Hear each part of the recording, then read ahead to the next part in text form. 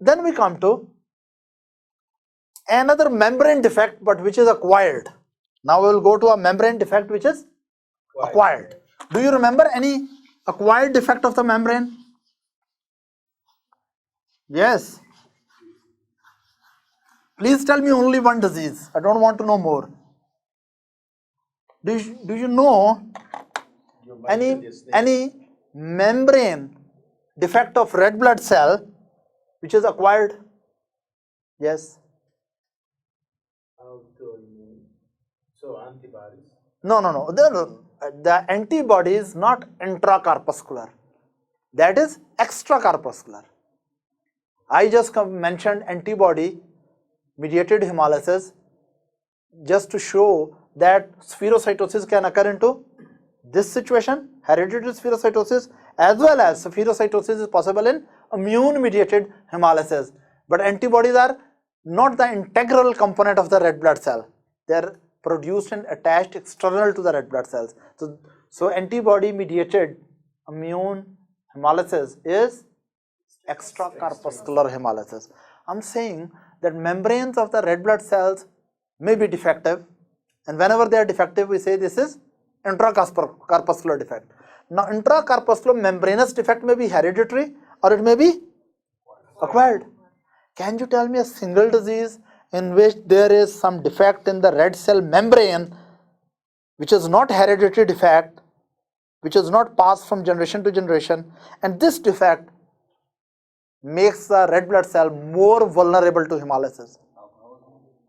Look, alcohol, if alcohol is or any toxin is destroying the red blood cell, that will be extrinsic hemolysis, my friend. Pernicious anemia. Pernicious anemia is due to deficiency of B12, right, due to immune processes directed against the parietal cells and intrinsic factor, right. In those cases, red blood cells are destroyed, but that is not the intrinsic defect of the red blood cell, because that can be corrected by B12 and that can be given. If it is in pernicious anemia, it can be corrected by B12. And in the major component of pernicious anemia is not hemolysis. There is mild hemolysis in that, but that is usually not classified as hemolytic anemia. Pernicious anemia or B12 and folic acid deficiency anemia are classified as anemia due to reduced production of red blood cells, right? There's little hemolysis there. I think before you people tell me something new, I must tell, right? But before I really tell you the name of the disease, I will tell you the mechanism of the disease, right? You know, red blood cells are like tourists. They move in the body too many areas and they pass through many tissues and microenvironments which may be hostile. For example, if I have an infection in my hand, and if there is infection in my hand and then there is a lot of neutrophils activated against the infection, complement proteins are activated. When red blood cell is passing through the infected area, complements can damage the red blood cells. But normally, you know, complement proteins are normally present in our blood, and sometimes complement proteins are activated in many parts of the body due to infections or immunological reactions.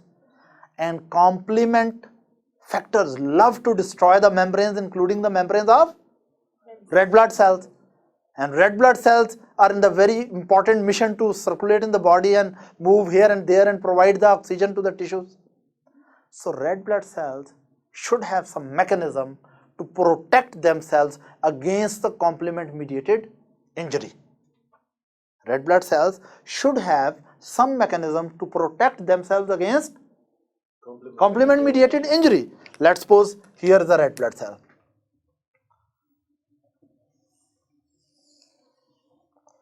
Right?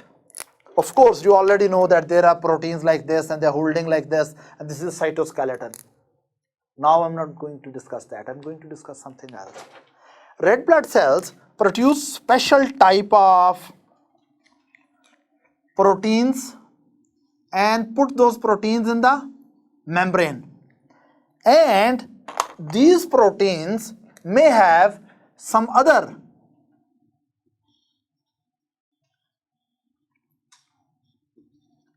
proteins attached with them.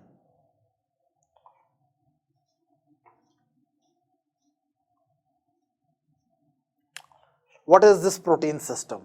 These are complement cutters. Complement what? Complement cutters. Cutters. Cutters, like scissors. They cut the complements. So all the red blood cells which are normal, they are beautifully decorated on their surface, but this type of enzymes and proteins which cut down the complements. They don't allow the complement to stick to the red blood cells. So if complement come near, if complement protein come near to, this is the complement protein, to destroy the red blood cell membrane, it will be caught by this cutter and destroyed there.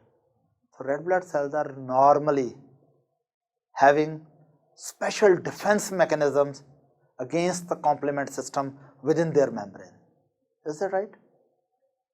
And not only red blood cells, even white blood cells, even platelets are having such proteins.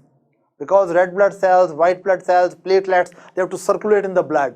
And when you are circulating, you may go to some very dangerous areas. For example, I'm having infection in my lung.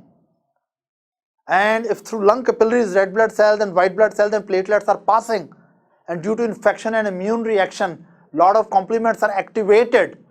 If red blood cells or white blood cells or platelets cannot defend themselves against the complement proteins, they will be destroyed. It's just like that, if you are a tourist which is going through very dangerous countries, like you want to go through Amazon, then you must have your guns ready all the time. You're getting it? You never know what type of dangerous things will be there. So these circulating cells, red blood cells, white blood cells and even platelets, they are loaded with special defense proteins against the complements. Is that right? This is normal. These proteins help the red blood cell to survive at least for 120 days. Right? Sometimes what happens, you develop a mutation in some of the genes which produce these defense mechanisms. In the erythroblast or in the hematopoietic stem cells, in the hematopoietic stem cell in the bone marrow, you develop some mutation in those genes which produce these proteins.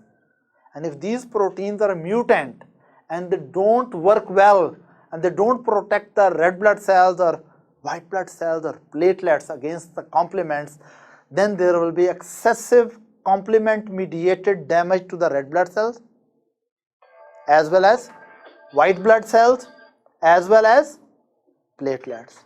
Is that right? In these patients, there will be complement mediated hemolysis, complement mediated leukopenia, complement mediated thrombocytopenia and platelet damage and activation. You are getting it? Originally, when this disease was discovered in that particular patient, he was usually developing hemolysis at night, because when he will wake up in the morning, in morning urine, he will have hemoglobin. And if the morning urine, you have hemoglobin, it means your red blood cell ruptured during the night in your circulatory system. Is that right? So, and sometimes that patient was having a problem and sometimes he was not having. So we labeled the disease as paroxysmal nocturnal, paroxysmal nocturnal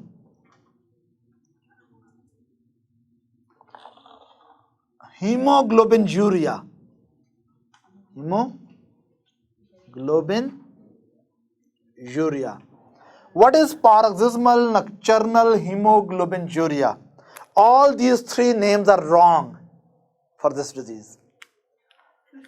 Later on, doctors discovered most of the patients are not paroxysmal, they are chronic cases.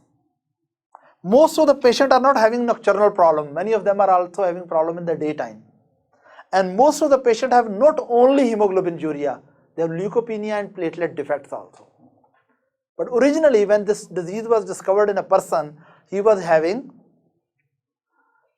sometime episodic hemoglobinuria in the morning urine. So doctor thought paroxysmally at some nights, nocturnally, they have some hemolysis which produces hemoglobinuria. Later on they discovered in this disease, paroxysmal nocturnal hemoglobinuria, most of the patient have problem which is paroxysmal. No, it is not paroxysmal. Chronic. Most of the patient have problem not only at night but the daytime also.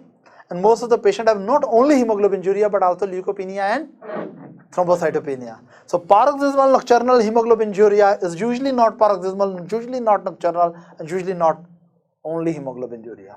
Is that right? And if someone asks what is this, this is an acquired defect in the membranes of red blood cells. When membranes of the red blood cells are defenseless against complement system, and even not red blood cells, white blood cells and platelets.